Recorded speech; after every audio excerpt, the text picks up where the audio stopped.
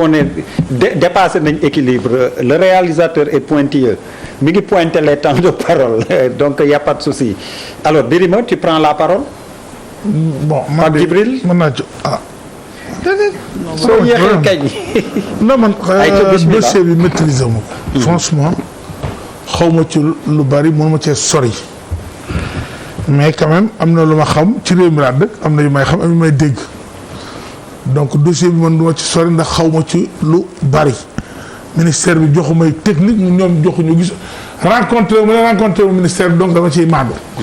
mais li ma mën a xam mooy grand bi sénégalais la ñëpp xam ne ko dañ ko respecté mais li ñu mën a wax ne ngeen bàyyi xel leen Sénégal day joxe ay licence de pêche day ñaan ay licence de pêche. bu ngeen ne Sénégal ku fi dëkkul du fi napp te bis bu nañu rayante waa Mauritanie pour ñu mañ ay licence de pêche bokkul ak lu ñu bëgg a gëm. parce que bis bu ne ki dama yaay di bëgg a dee Guet Ndar pour demander licence de pêche aux Mauritaniens et que demander ay yeneen pays. deuxièmement grand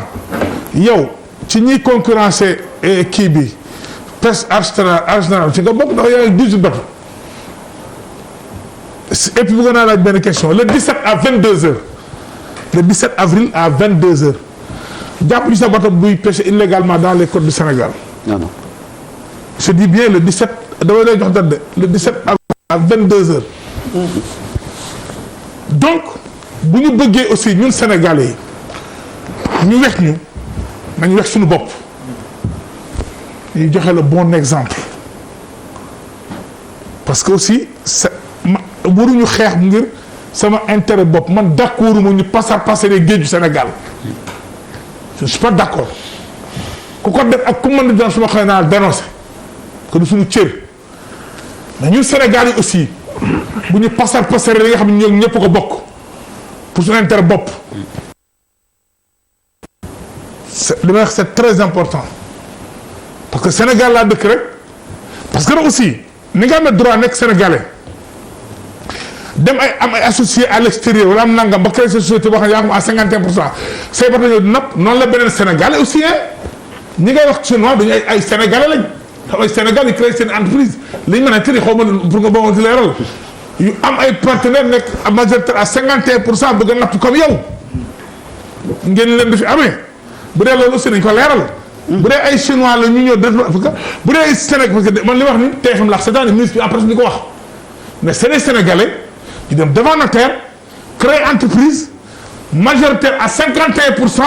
di demander pour napp bu fekkee ni c'est ça kenn amul droit tere leen buñ amee buñ droit loi bi la may ngay Sénégal dëkk ci réew mi am ay loi pour napp ci réew mi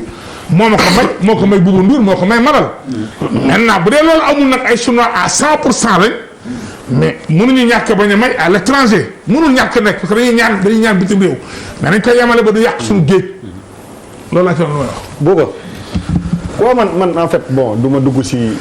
détail parce que effectivement am na loo xam ne relation entre ñoom association bi ak ministère bi peut-être ci liñ fi échanger ni mënuñu ci sukkandiku pour xam exactement toutes les réalités dafa nekk loo xam ne je pense que c'est un constat bu leer moom mooy bëri na lu ñuy naxee suñu réew yi muy Sénégal muy les pays yi nga xam ne foofu la am géej wàllum napp daf ci am te loolu dafa yàgg tey jii nii Birima mi ngi wax Mauritanie dañ fay nekk di ñaan pour napp peut-être que bu ñu protéger woon suñu géej yi bu baax du ñu dem di wàll ji Mauritanie ba ñu fay rey ay doomu Sénégal parce que tout simplement li ñu waroon def suñu réew bu ñu ko defee normalement war ñu dem Mauritanie di napp. te dafa am benn affaire boo xam ne pour man dañ ko war a sóoraale mooy que ci biir li ñuy napp en dehors de xaalis bi ci nit yi di liggéey est-ce que sénégalais yi ñu ngi dundee jën yi ñu moom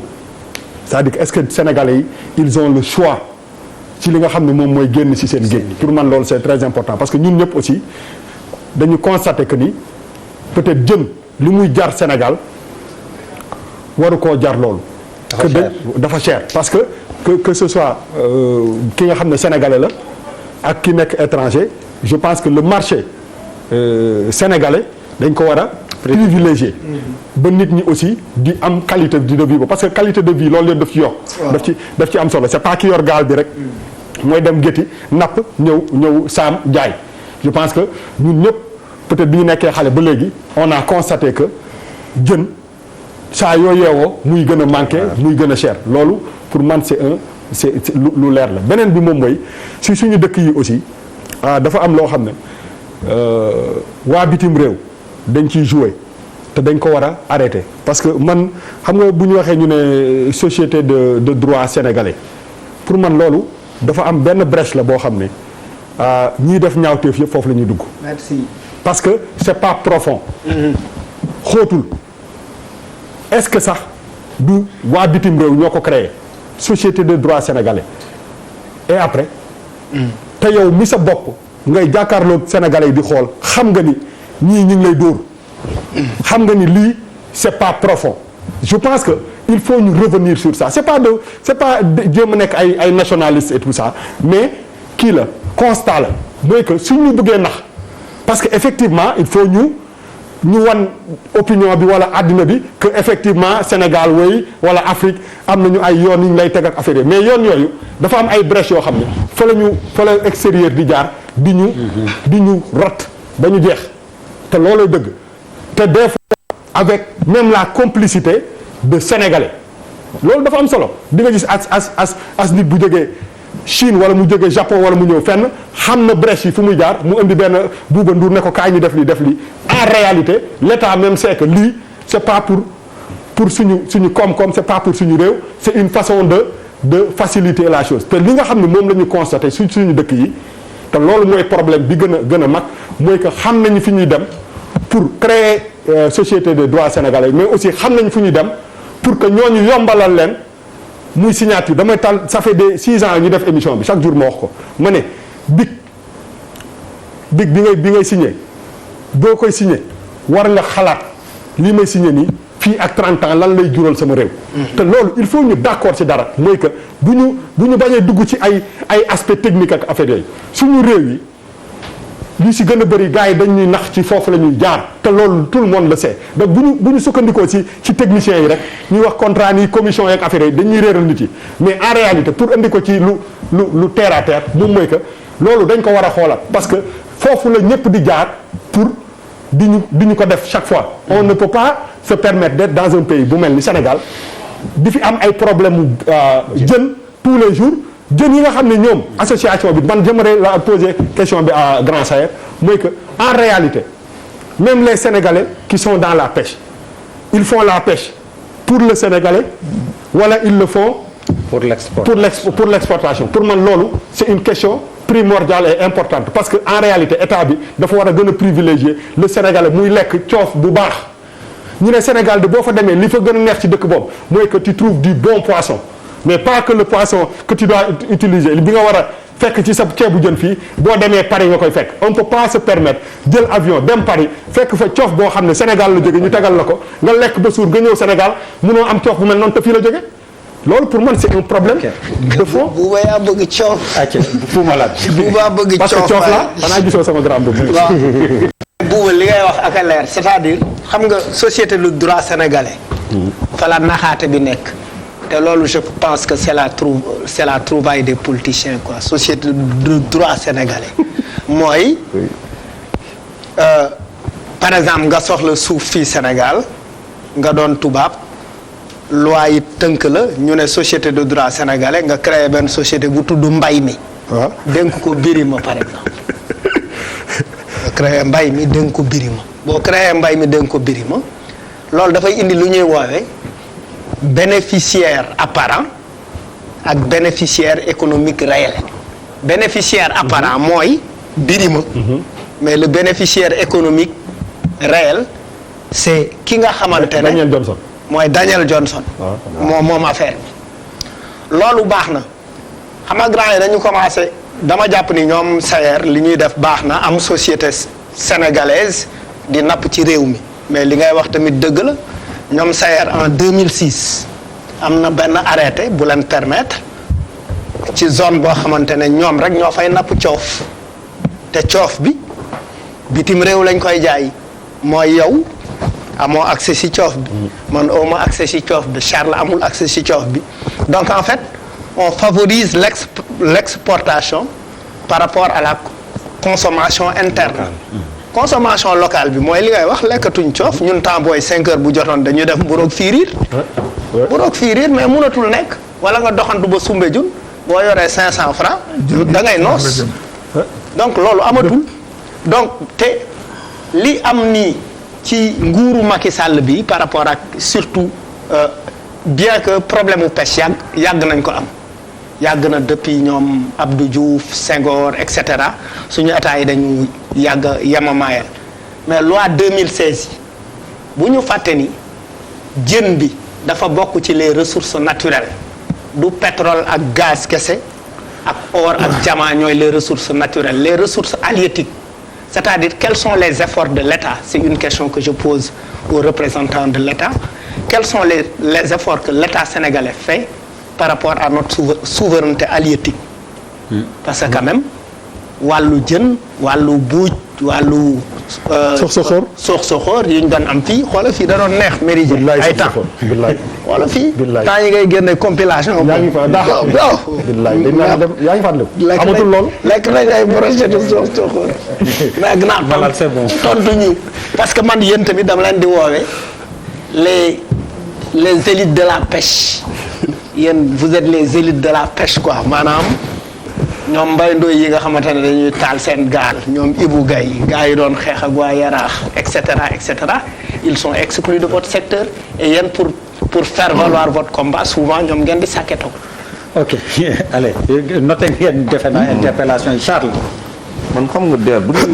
ñuy wax napp jën rek man damay feebar waaw damay feebar parce que nga am 700 kilomètres. de littoral di dem ci restaurant bëgg a commander coof bu toll nii lu jaay la ko 6000 francs 4500 ba 6000 francs. franchement non bu toll nii laa la wax bu dee coof et encore ñeneen dañ lay jaay badèche ne la coof la. boo xam moo Charles am na dama nga jéggal ma rek de après xam naa bu ko caméra bi jël dafa am ku ñu interpellé léegi ne grand Sayer dafa dëpp masque bi te c'est important ñu fàttali ko pour que Sénégal yi koy mais y a une explication aussi benn bras bi benn bras bi dafa parce que ñetti yoon la ko wax voilà non il y a l'explication masque bi beneen rechange bi mi ngi ba oto ba et on avait commencé l'émission donc fil bi dafa dagg on a été obligé de rafistoler ça et puis Charles tu continues waaw ma ne daf ma jaaxal trop quoi métti ma xam nga sànq kilifa bi nee na Sénégal du ñu defar gaal waaw ça me pose un problème man sama maam gaal rek la doon defar sama papa di defar gaal sama ay gaal ak ay gaal alors ils ont fait tout le kii avec ça xam nga boo demee ba ñu toog tey ñun sax lu bëri lay kii man lébu laa loolu feebar la quoi ñu am ay lébu suñuy histoire Dakar ñu ne tey quoi duñ defar gaal am na fii xaw ma j'étais dans un pays africain ñuy defar gaal nga dem Tantan fii Maroc dañuy defar gaal au Maroc fii à Tantan que ñun on ne fasse pas de bateau c'est un échec la quoi échec pour suñu dëkk la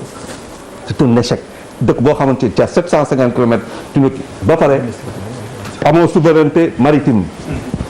non kii de la pêche amoo souveraineté pharmaceutique amuñu benn